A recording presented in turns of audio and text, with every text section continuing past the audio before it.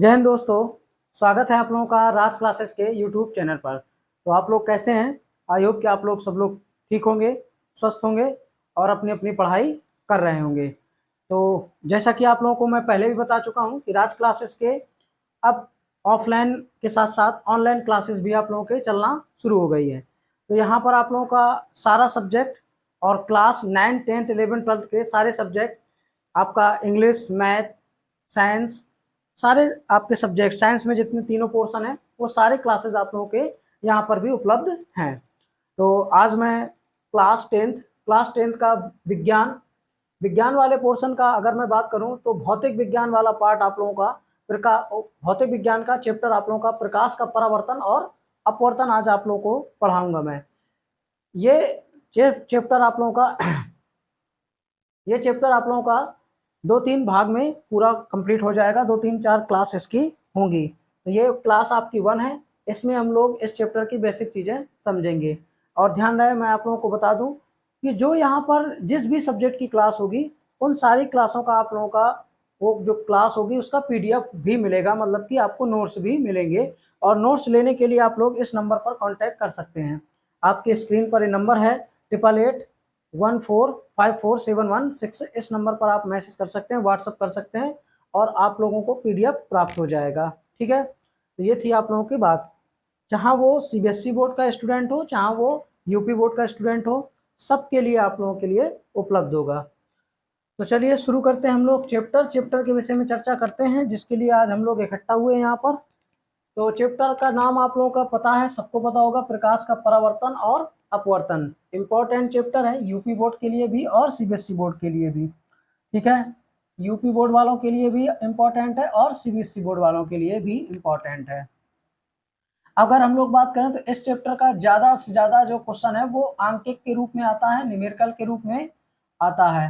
ठीक है, मैं आप लोगों को UP बोर्ड पढ़ाऊंगा, CBSE बोर्ड भी आप लोगों को टीचर यहाँ पर पढ़ाएंगे, लेकिन मैं स्पेशल आप लोगों को UP बोर्ड ही पढ़ाऊंगा, ये बात को ध्यान रखना है।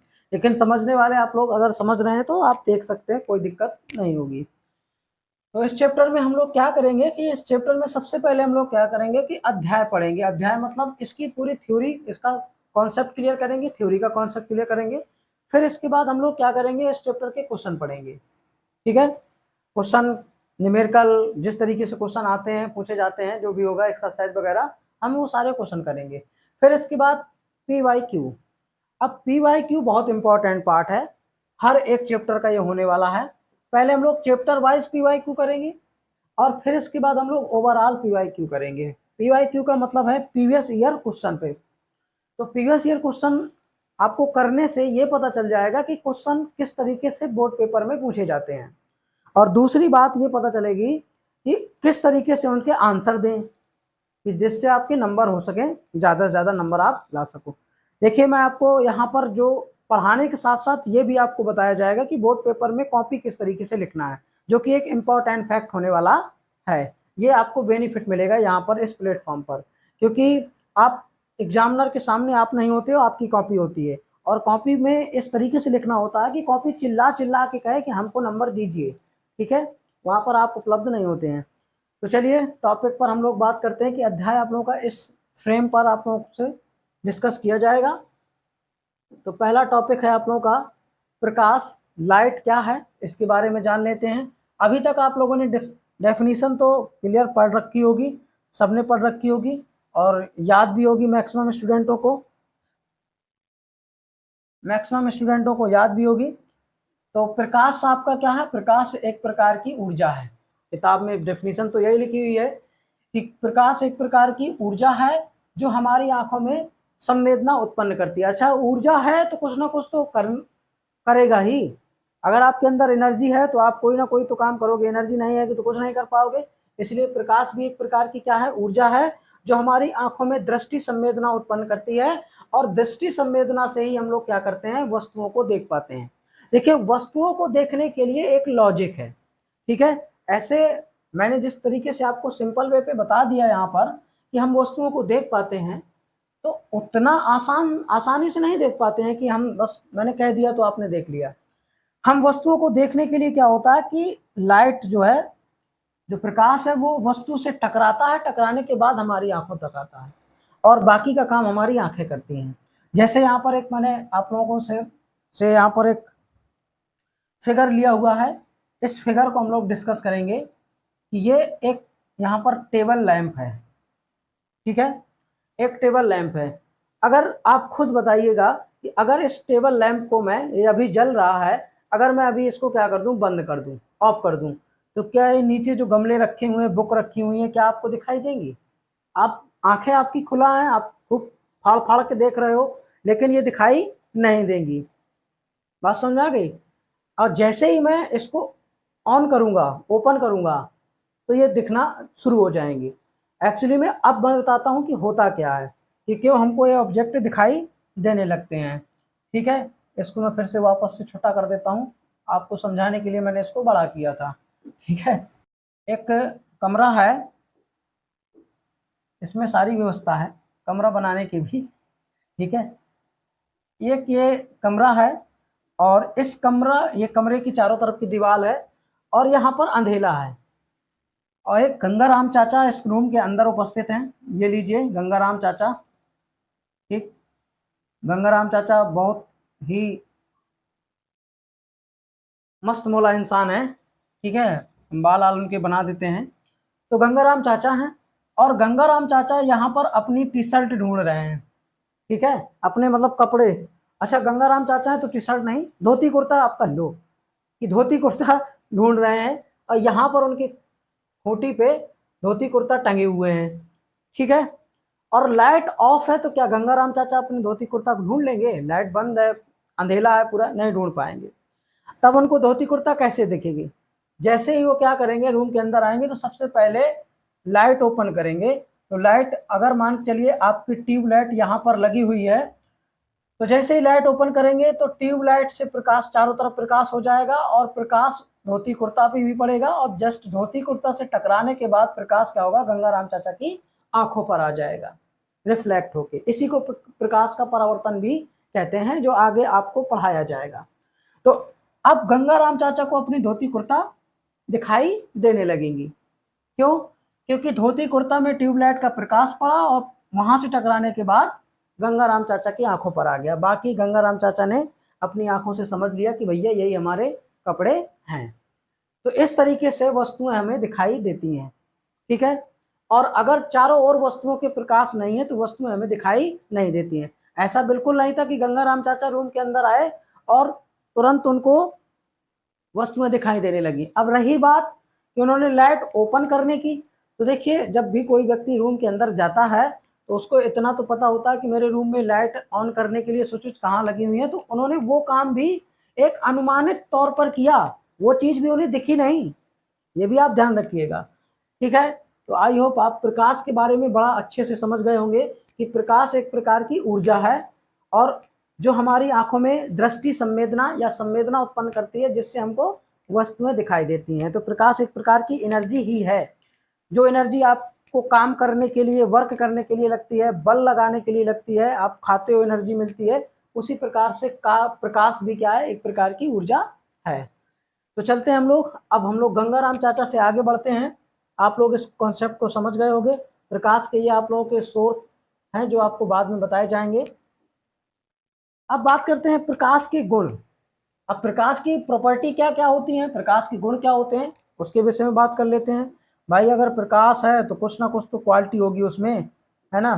चाहे वो आपके पड़ोस का प्रकाश हो, है ना, पड़ोस का लौंडा जिसका नाम प्रकाश है, तो चाहे वो पड़ोस का प्रकाश हो, चाहे ये आपका बुक वाला प्रकाश हो, प्रकृति वाला प्रकाश हो, तो उसमें भी आपकी प्रॉपर्टी होंगी। सबसे पहले प्रॉपर्टी आपकी है कि प्रकाश सदैव सीधी रेखा में चलता है। प्रकाश क्या करता है, सदैव सीधी रेखा में ट्रेवल करता है, स्ट्रेट लाइन में ट्रेवल करता है। प्रकाश हमेशा सीधी रेखा में चलता है। ये बात समझ में आ गई? प्रकाश सीधी रेखा में चलता है, ये बात मैंने आपको बता दी। अब मैं इस बात को प्रूव करके दिखाऊंगा कि प्रकाश सीधी रेखा में क्यों चलता है। ठीक है, अब इस बात को प्रूव करने के लिए मैंने बड़ा अच्छा यहाँ पर एक फिगर लिया हुआ है और इस फिगर को मैं आपके सामने यहाँ पर पेश करूंगा और इस बात को मैं प्रूव करूंगा कि प्रकाश सीधी रेखा में चलेगा। ठीक है, मैं ऐसे भी दिखा सकता हूँ। देखिए मेरी परछाई आपको दिख रही होगी हाथ की, यहाँ पर लाइट लगी हुई है और इस लाइट से जो प्रकाश की किरणें आ रही हैं, मैं उनको अपने हाथ से रोक पा रहा हूँ, इसीलिए मेरे हाथ की शैडो इसमें बन रही है, वो भी हल्की फुल्की, क्योंकि चारों तरफ से लाइट लगी हुई है। लेकिन अब इसी चीज को हम लोग यहाँ से समझेंगे। देखिए अब होता क्या है कि ये है टार्च, जो कि आपका लाइट सोर्स है, जो जहां से लाइट उत्पन्न हो रही है, यह है टार्च। हम इस बॉल को थोड़ी देर के लिए नीचे हटा देते हैं, अभी तो नहीं हटेगी, लेकिन मान लेते हैं कि यह हटी है, और हम टॉर्च मारेंगे तो ये पूरी टॉर्च हमको क्या होगा, ये इस स्क्रीन पर पर्दे पर दिखाई देगी कि हाँ टॉर्च ये पूरा गोला बन रहा है। इसके बाद हम क्या करेंगे कि उस टॉर्च के प्रकाश के मार्ग पर ही, जो टॉर्च से उत्पन्न हो रहा है उसके मार्ग पर ये ऑब्जेक्ट रख देंगे, बॉल रख देंगे, फुटबॉल है जो आपकी। अब क्या होगा कि फुटबॉल की शैडो यहाँ पर बन जाएगी। क्यों बन जाएगी? क्यों? क्योंकि जो ये इस इतने एरिया का जो प्रकाश है वो फुटबॉल ने रोक लिया। यहाँ पर जो प्रकाश है आपका इतने एरिया का, वो फुटबॉल ने क्या किया, रोक लिया। अब इसके आर पार प्रकाश नहीं जा पा रहा है। अब लाइट इस तरीके से, प्रकाश इस तरीके से तो ट्रेवल करता नहीं, चींटी वगैरह तो है नहीं है कि इधर से भैया रोक लिया गया तो घूम के इधर से चले गए फिर यहाँ पर लाइट उत्पन्न कर दी, तो ऐसा तो है नहीं है।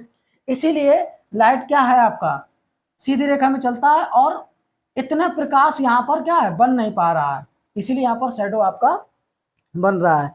और इसका एक प्राकृतिक एग्जाम्पल है, आपने सुना होगा सूर्य ग्रहण, चंद्र ग्रहण सुना होगा कि चंद्र ग्रहण सूर्य ग्रहण कि उनके बीच में पृथ्वी आ जाता है, तो पृथ्वी में प्रकाश नहीं पड़ता है क्योंकि चंद्रमा पर प्रकाश पड़ने लगता है। तो अगर सीधी रेखा पे ना चलता होता प्रकाश तो ऐसा ना होता। ठीक है, यहाँ पर आप इस पर समझ सकते हैं, बात समझ में आ गई। और दूसरी बात यह कि अगर प्रकाश सीधी रेखा में ना चलता होता तो घरों में हम लोगों के फायदे बहुत होते। एक तो हम लोग क्या करते, 20-25 वाट का बल्ब लाते, एक रूम में लगाते, फिर प्रकाश क्या है, पानी की तरह बह बह के इधर से जहां से रास्ता पाता वहीं से जाके घुस के वो क्या करने लगता, सारे रूम में प्रकाश देने लगता। तो ऐसा बिल्कुल नहीं है, वो घूमता पूरे घर भर में, ऐसा नहीं होता। इसीलिए इस बात की पुष्टि इससे होती है कि प्रकाश आपका सीधी रेखा में चलता है। ठीक है, इस फिगर से आप समझ सकते हैं, ज़्यादा बोलने की आवश्यकता नहीं है।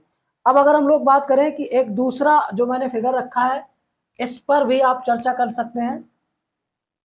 अब इस पर चर्चा करने के लिए भी आप लोगों को थोड़ा सा पेशेंस रखना होगा। सब लोगों ने फ्रूटी पी होगी, कभी ना कभी तो फ्रूटी पी होगी, नारियल पानी पिया होगा।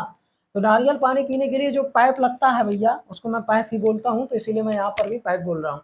जो पाइप होता है तो वो सीधा होता है नारियल पानी का। तो आप क्या करिए कि एक पाइप लीजिए और यहाँ पर उसके एक सिरे पर कैंडल जला के रख दीजिए, और एक सिरे पर आप क्या करिए, उसको देखिए। तो अगर वो पाइप सीधी है, इस तरीके से स्ट्रेट है, तो आपको कैंडल का प्रकाश दिखाई देगा।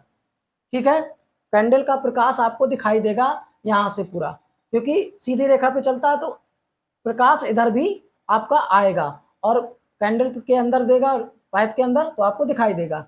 लेकिन अगर हम लोग ये क्या कर दें, पाइप को थोड़ा सा टेढ़ा कर दें इस तरीके से, जो ये बी पोजीशन है इसकी, पाइप को थोड़ा सा क्या कर दें, टेढ़ा कर दें, तो हमको ये प्रकाश दिखाई नहीं देगा, कैंडल का प्रकाश दिखाई नहीं देगा। क्यों? क्योंकि हम देख, अब ऐसा थोड़ा देख पाएंगे कि इस तरीके से देख लें, है ना, ऐसे घूम के तो हम देख भी नहीं पाएंगे ना, और प्रकाश भी हमको इस तरीके से घूम के नहीं दिखेगा, और वो देखेगा तो ऐसे सीधे देखेगा। ठीक है, तो इस बात की पुष्टि यहाँ पर हो जाती है कि प्रकाश सदैव सीधी रेखा में चलता है। थोड़ा सा स्लो चल रहा हूँ ताकि आपको चीज़ें, कॉन्सेप्ट बिल्कुल क्लियर होता चला जाए। कॉन्सेप्ट बिल्कुल अगर क्लियर होगा तो आपको आगे के टॉपिक बड़े आसानी से समझ में आ जाएंगे। चलिए आगे बढ़ते हैं हम लोग अगले गुण पर। अब यहाँ पर अगला जो गुण है वो है कि प्रकाश विद्युत चुंबकीय तरंग है। हाँ बिल्कुल, प्रकाश विद्युत चुंबकीय तरंग के रूप में होता है, और विद्युत चुंबकीय तरंग के रूप में होने के कारण ही इसे संचरण करने के लिए या गमन करने के लिए, आगे बढ़ने के लिए किसी भी माध्यम की आवश्यकता नहीं होती। मतलब एक जगह से दूसरी जगह जाने के लिए इसको माध्यम की आवश्यकता नहीं है। जैसे मैं बोल रहा हूं और यहाँ पर स्टूडेंट अगर बैठे हैं, तो मेरी आवाज को स्टूडेंट के कानों तक जाने के लिए माध्यम की आवश्यकता होती है, जो एयर के पार्टिकल है वो पहुंचाते हैं। लेकिन प्रकाश को ये पार्टिकल की कोई आवश्यकता नहीं है। जैसे हम लोग चलते हैं तो हमको चलने के लिए क्या है, एक बेस की, है ना, रिक्वायरमेंट है, बेस की क्या है, बेस चाहिए तभी तो हम चलेंगे। हवा में तो ऐसे पैर लटकाएंगे नहीं, नहीं तो वही लटके रहेंगे उधरी का।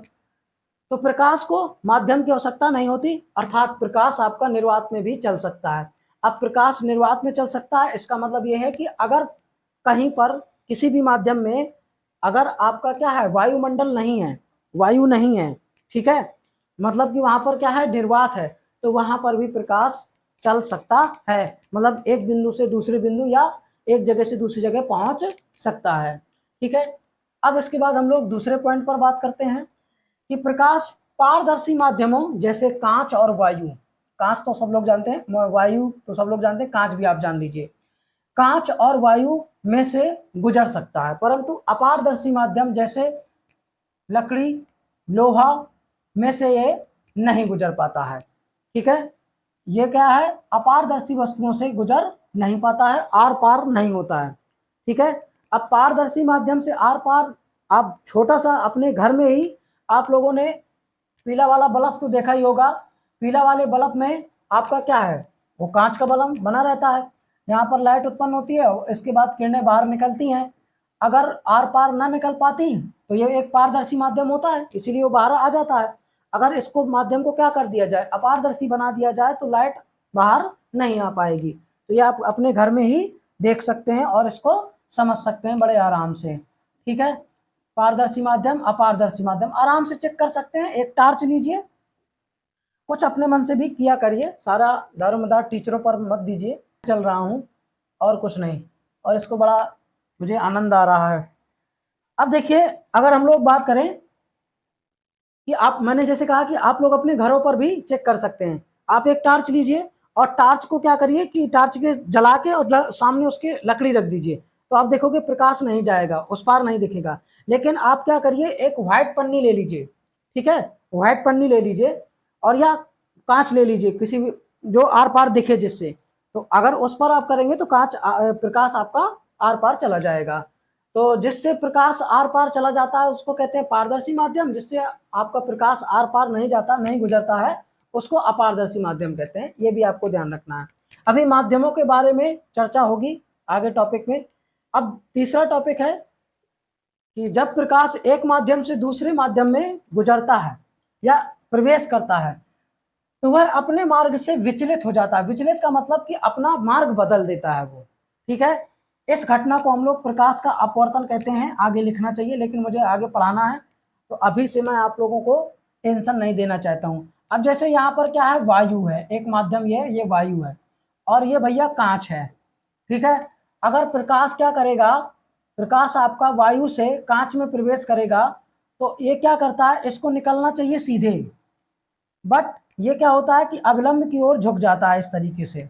अब कब झुकता है, कब अविलंब से दूर होता है, ये माध्यम पर डिपेंड करता है कि प्रकाश किस माध्यम से किस माध्यम में प्रवेश कर रहा है।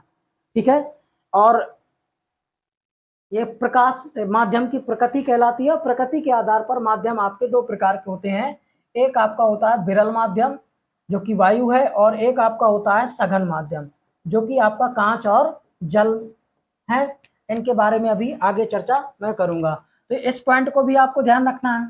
यहाँ पर एक पॉइंट आप लोग और ध्यान रख सकते हैं कि जब हम प्रकाश किसी चिकनी सतह पर अपारदर्शी माध्यम पर या किसी चिकनी सतह पर, माध्यम छोड़ दीजिए, किसी चिकनी सतह पर टकराता है, मतलब अगर हम टार्च मारे किसी चिकनी सतह पर तो टकरा कर वो क्या करेगा, उसी माध्यम में वापस लौट आएगा। तो इस घटना को हम लोग प्रकाश का परावर्तन कहते हैं, मतलब परिवर्तित हो जाता है वो। इस बात को भी यहाँ पर ध्यान रखना है। चलिए चलते हैं अगले टॉपिक पर, इसको भी मैं यहाँ पर साफ कर देता हूँ थोड़ा सा। चलिए अगले टॉपिक पर चलते हैं। ये लीजिए, आ गया आपका माध्यम। सबसे पहला पॉइंट है, और ये पॉइंट अभी तक का सबसे इंपॉर्टेंट पॉइंट है। इससे जो लास्ट वाला था, इससे पहले वाला, वो भी इंपॉर्टेंट था, लेकिन ये सबसे इंपॉर्टेंट है। यहाँ से आपका यूपी बोर्ड में 1 से 2 नंबर के बीच में क्वेश्चन आता ही आता है, ये आप ध्यान रखिए। और जो मैं कह दूं तो आप थोड़ा सा विश्वास मानिए, मत लीजिए। और वैसे भी अगर मैं हूं तो टेंशन किस बात का। ठीक है, रिजल्ट आप लोग अपना देखिएगा, बस आप लोग क्लासें अटेंड करिए समय से और जो कहा जाए उसको करते जाइए। ऑफलाइन क्लासें भी चल रही हैं, क्लासें अब आप लोगों को ऑनलाइन भी मिल रही हैं। अगर किसी को दिक्कत है तो वो ऑफलाइन के लिए भी बात कर सकता है, कंटिन्यू क्लासें चल रही हैं। ठीक है, हम लोग यहाँ पर बात करें कि प्रकाश की चाल अलग अलग माध्यम में अलग अलग होती है। ठीक है, अलग अलग माध्यम में अलग अलग होती है। इसका मतलब ये है कि निर्वात में प्रकाश की चाल सबसे ज्यादा 3 × 10⁸ मीटर पर सेकेंड होती है, और कांच में प्रकाश की चाल, मतलब कांच में किस स्पीड से प्रकाश चलता है वो है ये, ठीक है। तो कांच में प्रकाश की चाल 2 × 10⁸ मीटर पर सेकेंड होती है, और जल में प्रकाश की चाल 2.25 × 10⁻² मीटर पर सेकेंड होती है। तो ये तीनों माध्यम में मैंने प्रकाश की चाल बता दी। अगर आप चाहते हो कि आपका ऑप्शन गलत ना हो तो आप लोग इन तीनों चाल को याद रखिएगा। अभी मैं आपको जब भी न्यूमेरिकल सॉल्व कराऊंगा तो इनका उपयोग बताऊंगा किस तरीके से आपको एग्जाम में करना है, ठीक है। किस तरीके से आपको एग्जाम में इनका उपयोग करना है, इस बात का आप विशेष ध्यान रखेंगे, ठीक है। तो चीजें आपको समझ में आ रही होंगी, आप लोग पढ़ाई कर रहे होंगे। तो चलिए अब बात करते हैं माध्यम। जैसा कि मैंने आपको बताया माध्यम, वैसे तो पारदर्शी माध्यम, अपारदर्शी माध्यम, परा पारदर्शी माध्यम, एक और होता है, तीन ये नेचर के आधार पर। और मैंने यहाँ पर विरल और सघन माध्यम लिखे हुए हैं, तो इनको आप समझ लीजिए कि विरल माध्यम क्या है, सघन माध्यम क्या है, ठीक है। तो विरल माध्यम वो है जहाँ के जिस माध्यम के जो पार्टिकल हैं, जो कण हैं, वो दूर दूर होते हैं, ठीक है। अभी मेले का सीजन चल रहा है, मैं मेले का ही एग्जाम्पल देने वाला हूँ, ठीक। और सघन माध्यम वो होता है जिसके जो पार्टिकल हैं वो बहुत पास पास होते हैं, ठीक है, बहुत पास पास होते हैं। अर्थात इनके क्या है, इनका प्रकाशीय घनत्व मतलब ठोसपन अधिक होता है, और जिनका ठोसपन क्या है, कम होता है, वो विरल माध्यम है, और जिनका ठोसपन अधिक होता है वो सघन माध्यम है, ठीक है। अब मेरी कहानी सुनिए कि अब देखिए ये एक जगह है जहां पर मेला लगता है, हर साल मेला लगता है। अभी जब इस पे मेला नहीं लगा है तो आप अपनी मोटरसाइकिल काफी स्पीड से चला सकते हैं, यहाँ से गुजर सकते हैं आराम से, ठीक है। और जब इस यहाँ पर मेला लग जाता है, लोगों की भीड़ इकट्ठा हो जाती है, तो आप क्या कर सकते हो, आप क्या करते हो, अपनी मोटरसाइकिल उसी स्पीड से नहीं चला सकते हो, ठीक है। तो इसी सेंस से आप यहाँ पर समझ सकते हो कि जब इसके पार्टिकल दूर दूर हैं, मतलब फ्री स्पेस है, स्पेस ज्यादा है, तो प्रकाश ज्यादा स्पीड से चलता है। मतलब विरल माध्यम में जो लाइट की स्पीड है वो क्या है, ज्यादा है। भाई ट्रैफिक नहीं है, भीड़ नहीं है, और आपको जल्दी जाना है तो आप थोड़ा सा 40 से 50 की स्पीड में चल लोगे, ठीक है। और अगर ज़्यादा भीड़ हो जाएगी, एकदम चारों तरफ लोग हो जाएंगे, तो क्या चल पाओगे, नहीं चल पाओगे। तो वो कंडीशन है आप लोगों का सघन माध्यम में कि इसके पार्टिकल जब पास पास हो जाते हैं तो प्रकाश की जो चाल है वो कम हो जाती है। तो सघन माध्यम में जो क्या है आपका, सघन माध्यम में प्रकाश की सघन माध्यम में प्रकाश की जो चाल है वो कम होती है, मतलब मिनिमम हो जाती है। और विरल माध्यम में भैया, जो विरल माध्यम होगा, विरल माध्यम में विरल माध्यम में प्रकाश की चाल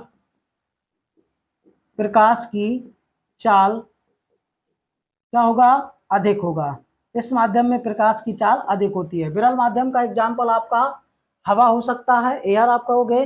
सघन माध्यम का एग्जाम्पल आपका कांच हो सकता है, जल हो सकता है, ये आप कह सकते हो। और कांच आपका क्या है, कांच आपका पारदर्शी भी माध्यम है, हवा भी आपका पारदर्शी माध्यम है। और अपारदर्शी माध्यम, देखिए जल में भी ऐसा नहीं कि प्रकाश आपको दिखता नहीं है, आप ध्यान से देखेंगे तब भी आपका आर पार जाता है जल में भी, तो जल भी आपका क्या हो जाएगा, आपका पारदर्शी माध्यम हो जाएगा, ये आपको ध्यान रखना है। अब हम लोग बात कर लेते हैं अगले टॉपिक की, ये आपको समझ में आ गया होगा। इस टॉपिक को आप लोगों को नोट कर लेना है कि प्रकाश की चाल अलग अलग माध्यम में क्या होती है, अलग अलग होती है। निर्वात में प्रकाश की चाल बहुत काम की है, 3 × 10⁸, इसको रट्टा ही मार लेना है। कांच में प्रकाश की चाल 2 × 10⁸ मीटर पर सेकेंड, इसको भी रट्टा मारना है भाई साहब, और इसको भी रट्टा मार ही लेना है, दिमाग में बिल्कुल बैठा लेना है, ठीक है। समझ गए, इतनी बार बोलिए कि वो जैसे आपको ऐसा फील करे कि भैया आप तो ये रट ही गया है, ठीक है। एग्जाम में इससे क्वेश्चन नहीं छूटेगा, नहीं छूटेगा, नहीं छूटेगा, ठीक है। तो चलिए आगे चलते हैं अगले टॉपिक की ओर। अगला टॉपिक भी आप लोगों का मैं आपको पहले बता चुका हूं कि ये क्लास आप लोगों की लाइट प्रकाश की एक बेसिक क्लास है, बेसिक चीजें इसमें, अभी इंपॉर्टेंट चीजें भी आएंगी तो वो भी आपको डिस्कस की जाएंगी, ठीक है। तो यहाँ पर अब देखिए प्रकाश स्रोत, स्रोत मतलब क्या होता है, जहां से प्रकाश उत्पन्न होता है। ये लीजिए, तो गैबे हो गया। स्रोत, स्रोत मतलब क्या है कि जहां से प्रकाश उत्पन्न होता है, कोई भी चीज है जहां से निकल रही है उसको स्रोत बोलते हैं। ठीक है, तो स्रोत या परावर्तन के आधार पर वस्तुएं आपकी दो प्रकार की होती हैं। कितनी प्रकार की? दो प्रकार की होती हैं। दो प्रकार की आपकी वस्तुएं होती हैं। कौन कौन सी? एक आपका दीप वस्तु, दूसरा आपका अदीप वस्तु। अब बात कर लेते हैं दीप वस्तु। देखिए, जो वस्तुएं स्वयं प्रकाश उत्पन्न करती हैं, ठीक है, जो वस्तुएं स्वयं प्रकाश उत्पन्न करती हैं दीप वस्तुएं कहलाती हैं। एग्जाम्पल आपका सूर्य हो सकता है, सूर्य भगवान। ये मैंने आपको बना रखा है, इसको और मैं बड़ा कर देता हूं। सूर्य भगवान आपका, ये लीजिए, सूर्य भगवान आपके क्या हैं? सूर्य भगवान आपके दीप वस्तु की तरह कार्य करेंगे। वो स्वयं प्रकाश उत्पन्न करते हैं और संसार भर को प्रकाश देते हैं भैया।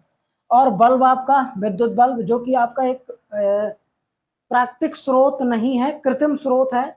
सूर्य भगवान आपका क्या है? कृत्रिम प्राकृतिक स्रोत है, ये आपको ध्यान रखना है।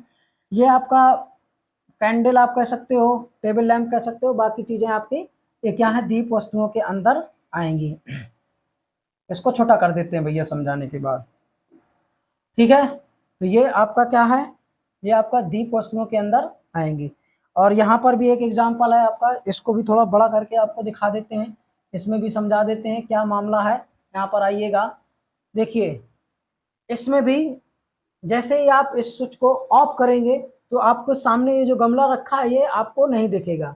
ठीक है, समझ गए? तो प्रकाश के कारण ये गमला दिख रहा है, तो गमला स्वयं प्रकाश उत्पन्न नहीं कर रहा है, इसलिए गमला आपका हो गया अदीप वस्तु।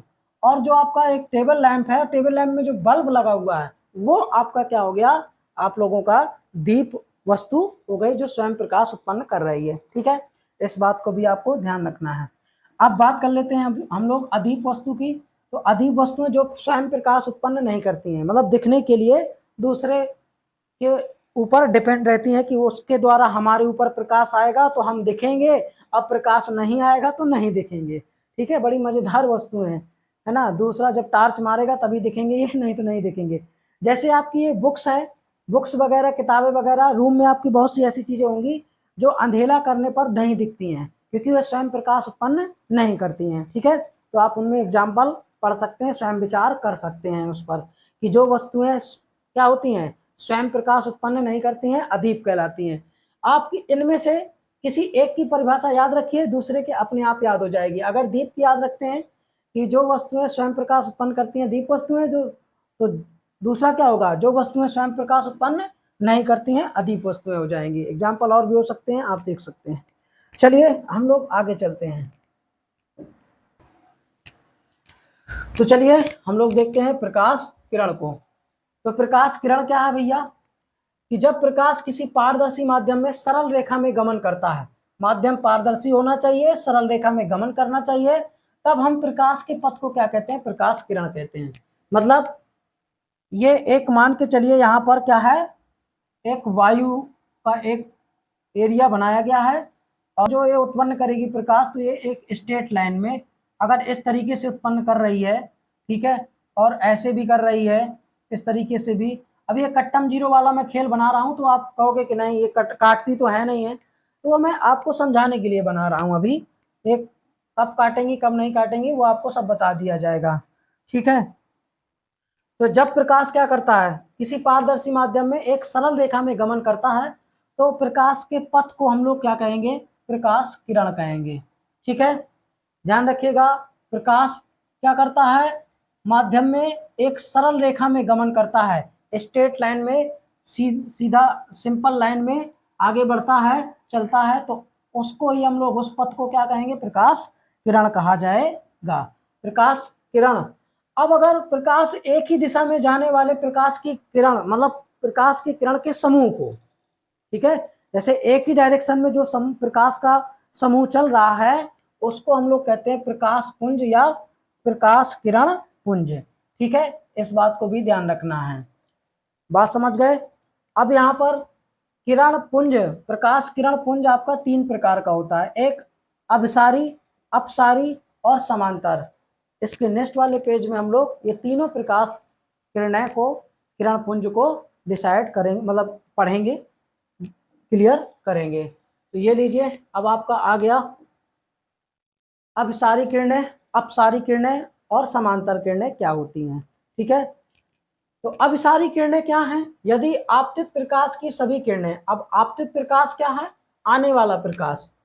ठीक है, किसी भी पृष्ठ पर आने वाला प्रकाश को ही, आने वाली किरणों को ही हम लोग आपतित प्रकाश किरण कहेंगे। तो आपतित प्रकाश की सभी किरणें एक ही बिंदु पर मिलती हैं या मिलती हुई प्रतीत होती हैं। यहाँ पर ये शब्द भी आप लोग यूज करते होते हो कि यहाँ पर प्रतीत होती हैं, मिलती हैं या मिलती हुई प्रतीत होती हैं। इस प्रकार की किरणों को हम लोग अभिसारी किरण पुंज कहते हैं। मतलब प्रकाश किरणें इधर उधर से आएंगी और एक जगह पर क्या होंगी? मिल जाएंगी इस तरीके से। ये इस पॉइंट पर सारी किरणें मिल रही हैं।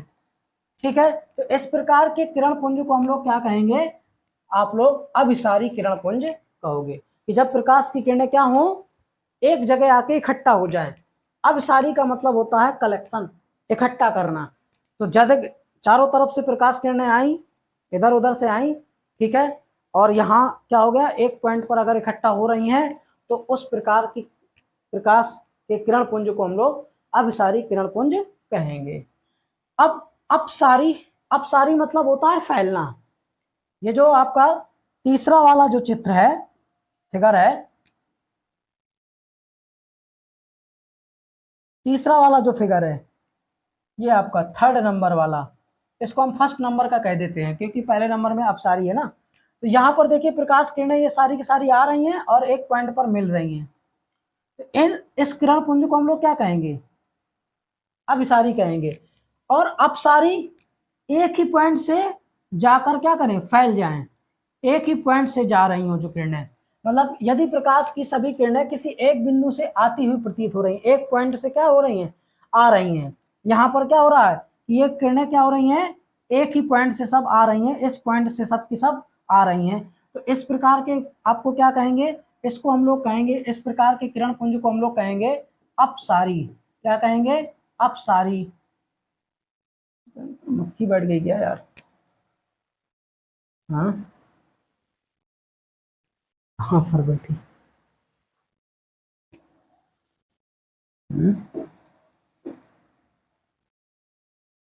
अपसारी किरण या किरणें आप कह सकते हो यहाँ पर। और ये आपकी क्या होंगी? अभिसारी, अभिसारी। ठीक है, किरणें। समझ गए आप लोग? ये आपका सेकंड नंबर वाला फिगर है। अभी आप लोगों को साफ करके दिखा दिया जाएगा, पीडीएफ आपको दे दिया जाएगा, ये मैंने आपको पहले बताया। अब आपका तीसरा पॉइंट है आप लोगों का समांतर किरणें। समांतर किरणें भैया एक दूसरे से कभी नहीं मिलती, इसीलिए उनको समांतर, और एक दूसरे के समांतर चलती हैं और ये कभी मिलती नहीं है। ठीक है, इन किरणों को क्या कहते हैं? समांतर कहते हैं। तो ये आपकी क्या है? समांतर किरणें हैं। तो आपको प्रकाश की किरणें क्या हैं, किरण पुंज क्या है, वो सब सारी चीजें आपको यहाँ पर बता दिया गया। ठीक है, आप लोग ध्यान रखिएगा। हम लोग चलते हैं अगले टॉपिक पर। अब टॉपिक आया है सबसे इंपॉर्टेंट, इस चैप्टर का सबसे इंपॉर्टेंट टॉपिक है आपका प्रकाश का परावर्तन। तो प्रकाश का परावर्तन क्या है? बड़ा सिंपल है कि एक यहाँ पर क्या बनाइए? एक चिकनी सतह बनाइए, जैसा कि यहाँ पर बना हुआ है। एक चिकनी सतह बनाइए और इस सतह पर प्रकाश डालिए, और डालने के बाद कैसा क्या होगा? जैसे ही ये सतह पर आपका टकराएगा, और यहाँ पर चिकनी जो सतह होनी चाहिए वो एक तरफ से क्या हो? पेंट टेंट पुता हो, ऐसा ना हो कि प्रकाश आर पार चला जाए। ठीक है, और जैसे ही टकराएगा, टकराने के बाद क्या होगा? वापस आप लोगों का लौट जाएगा उसी माध्यम में। तो जो माध्यम यहाँ पूरे में था, जैसे वायु है यहाँ पर पूरे में, तो प्रकाश किरण इस साइड से आई और यहाँ पर टकराने के बाद लौट गई। तो इसको हम लोग कहेंगे प्रकाश का परावर्तन, इस घटना को कहेंगे प्रकाश का परावर्तन। अब देखिए आने वाली किरण को, जैसे यहाँ पर क्या है? ए और बी। ठीक है, ए और बी, उस आने वाली किरण को हम लोग कहते हैं आपतित किरण, और आपतित किरण जिस बिंदु पर आती है उसको कहते हैं आपतन बिंदु। ठीक है, फिलहाल तो आप लोग यहाँ पर देखते रहिए। अभी पॉइंट को हम लोग डिस्कस कर लेते हैं, जो फैक्ट है ये जरूर आप लोग लिखिएगा। प्रकाश के परावर्तन से ही हमको वस्तुएं दिखाई देती हैं। अगर प्रकाश रिफ्लेक्ट होके हमारी आंखों पे नहीं आएगा तब भी हमको वस्तु दिखाई नहीं देगी। ये बात ध्यान रखना है। और ये घटना बहुत तेज होती है, बहुत स्पीड से होती है। जैसे ही आप मुंडी दिखाते हो यहाँ की वस्तुएं दिखाई देने लगती हैं, ऐसे मुंडी घुमाते हो इधर की दिखाई देने लगती हैं। ऐसा तो बिल्कुल है नहीं है कि आप इधर मुंडी घुमाए तो थोड़ी देर बाद ये वस्तु दिखाई देगी, नहीं। तो रिफ्लेक्शन बहुत स्पीड से होता है लाइट का, ये आपको ध्यान रखना है। अब देखिए, तो हम इस फिगर पर बात करते हैं। ये मैंने बहुत गंदा बनाया है इसीलिए मैं इसको हटा देता हूँ।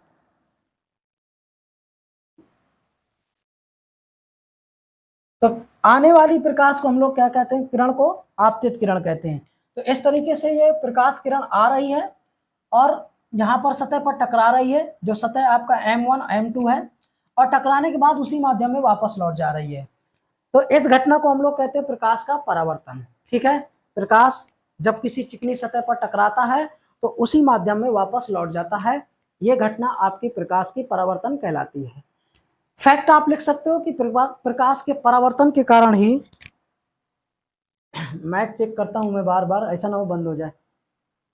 प्रकाश के परावर्तन के कारण ही हमें वस्तुएं दिखाई देती हैं। ठीक है, अब हम लोग किस, ये आने वाली किरण को क्या कहते हैं, टकराकर वापस जाने वाली किरण को क्या कहते हैं। तो जो परावर्तन में जो आपके जितने भी शब्दावली है उसको हम लोग अब समझने जा रहे हैं अगले टॉपिक पर। प्रकाश का परावर्तन आपको क्लियर हो गया होगा। तो प्रकाश का परावर्तन क्या है, एक प्रकार की घटना है जिसमें क्या होता है, प्रकाश चिकनी सतह से टकराकर उसी माध्यम में वापस लौट जाता है। आपको दिमाग में बिल्कुल नॉर्मल वे पे सोचना है। अगर आप हाइपर बना लोगे कि अरे बाप रे ये प्रकाश का परावर्तन इंपॉर्टेंट टॉपिक हमको समझ में नहीं आ रहा, तो आपको फिर वो याद भी नहीं होगा और समझ में भी नहीं आएगा। नॉर्मल वे पे कि प्रकाश का परावर्तन एक प्रकार की क्या है, घटना है, जिसमें क्या होता है कि प्रकाश चिकनी सतह से टकराता है, टकराने के बाद हमारे उसी माध्यम में वापस लौट जाता है। ठीक है, अब हम लोग देखते हैं कि देखिए आने वाली किरण, देखिए आपतित किरण किसको कहते हैं। जो आपका यहाँ पर फिगर में ए और बी है, ए बी जो क्या होता है, जो आपका पृष्ठ पर आती है किरण, तल की ओर आने वाली किरण को हम लोग कहते हैं आपतित किरण। ठीक है, तल आपका क्या है, M1 M2 है, और M1 M2 पर जो किरण आ रही है, ए बी आ रही है ये ट्रेवल करके, इसी को हम लोग क्या कहेंगे, आपतित किरण कहेंगे। तो तल की ओर आने वाली किरण को हम लोग क्या कहेंगे, आपको आपतित किरण। इस फिगर में जो ए बी है वो आपकी क्या है, आपतित किरण है, ये लिखा भी हुआ है। समझ गए। इसके बाद आपतन बिंदु। तो आपतित किरण जिस बिंदु पर आती है, अब इस बिंदु को आप समझिए थोड़ा सा, आपतन बिंदु मैं यहाँ पर समझा रहा हूँ। देखिए ये एक तल है आपतित, इस तल में दो तीन बिंदु हैं, बिंदु आपका ए है, बी है, सी है, डी है, चार बिंदु हैं। तो इन चारों बिंदुओं में से, मैंने चार बिंदु मान रखे हैं, इन चारों बिंदुओं में से जिस बिंदु पर आपतित प्रकाश की किरण आएगी, ठीक है, जिस पॉइंट पर वो क्या होगी, आएगी, टकराएगी आकर, उसी पॉइंट को हम लोग क्या कहेंगे, आपतन बिंदु। जैसे यहाँ पर आपतित प्रकाश की किरण क्या हो रहा है, बिंदु बी पर आ रही है, तल के बिंदु बी पर आ रही है, तो आपतित किरण परावर्तक तल के, परावर्तक तल आप किसको कहोगे, जो आपने पृष्ठ लिया हुआ है, तो परावर्तक तल के जिस बिंदु पर आती है उसको हम लोग कहते हैं आपतन बिंदु। यहाँ पर जो आपतन बिंदु आपका है वो आपतन बिंदु है भाई साहब, यहाँ पर जो आपतन बिंदु है वो है आपतन बिंदु आपका बी। बी क्या है यहाँ पर, बी आपका आपतन बिंदु है, बी आपका क्या है, आपतन बिंदु है। ठीक है, बात समझ में आ गई। अब परावर्तक तल, अगला पॉइंट देखते हैं कि परावर्तक तल क्या है। तो जिस तल पर प्रकाश के परावर्तन की घटना होती है या प्रकाश टकराकर वापस लौटता है, उसी तल को हम लोग क्या कहेंगे, परावर्तक तल कहेंगे। तो प्रकाश जिस तल से टकराकर परावर्तित हो जाता है, वापस लौटता है, उसी तल को हम लोग कहते हैं परावर्तक तल। तो M1 और M2 इस फिगर में क्या है, परावर्तक तल हैं, आप देख सकते हो। ठीक है, परावर्तक तल का कार्य कर रहे हैं कौन, M1 और M2। ठीक है, अविलंब क्या है, तो अविलंब है आप लोगों का कि आपतन बिंदु बी था, तो आपतन बिंदु पर डाला गया लंब क्या है, अविलंब है। तो यहाँ पर अविलंब देखिए, आपतन बिंदु पर डाला गया लंब ही क्या है, अविलंब है। अविलंब आपका क्या हो जाएगा, अभिलंब यहाँ पर हो जाएगा जो आपका बी और एन है, वो आपका क्या होगा, अभिलंब होगा।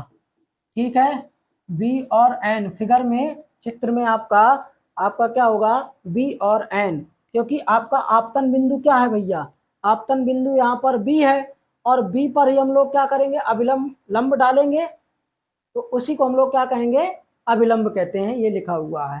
ठीक है, अब हम लोग अगर बात करें आगे, तो परावर्तित किरण क्या है, तो टकरा कर वापस जाने वाली किरण को हम लोग कहते हैं परावर्तित किरण।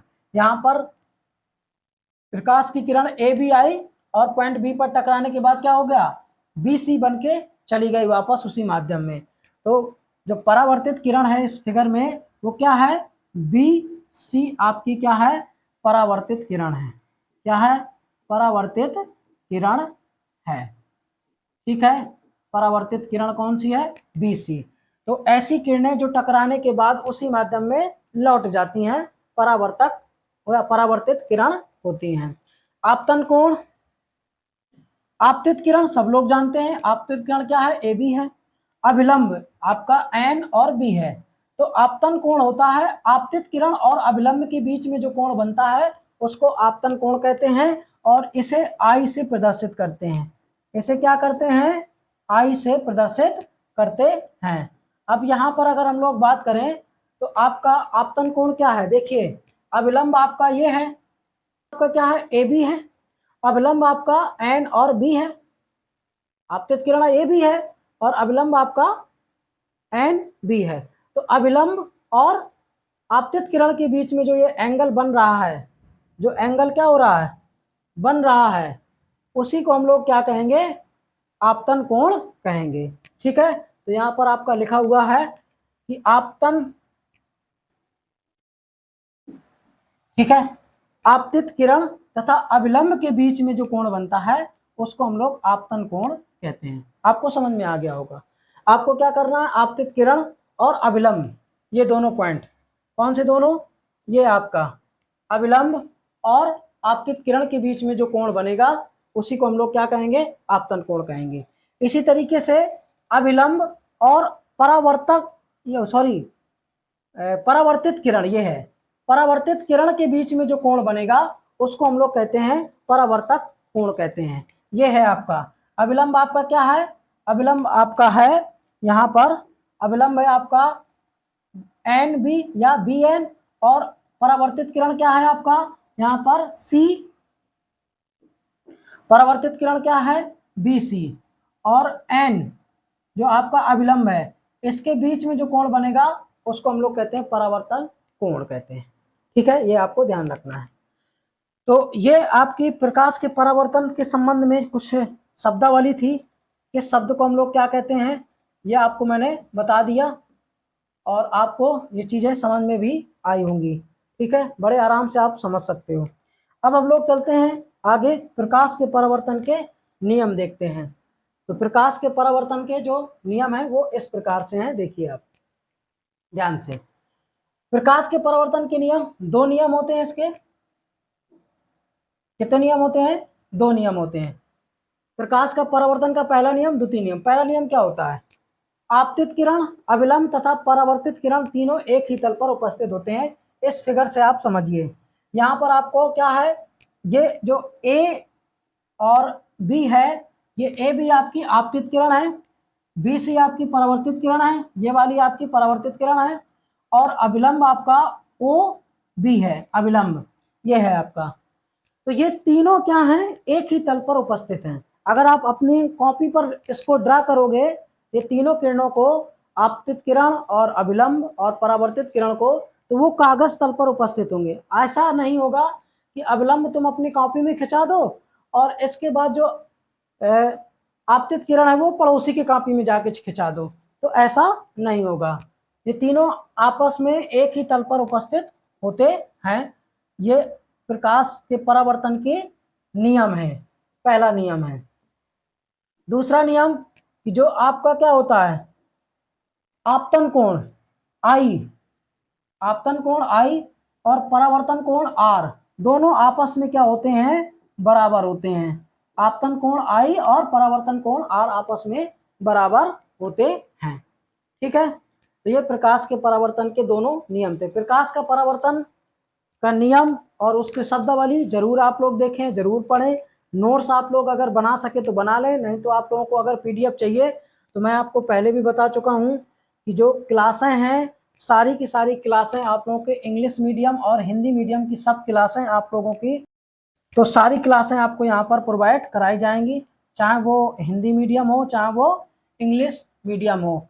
तो मैं आपको बता दूं कि 9th class, 10th class, 11th class, 12th class और 11th क्लास सभी सब्जेक्ट की आपकी क्लासें यहाँ पर प्रोवाइड कराई जाएंगी।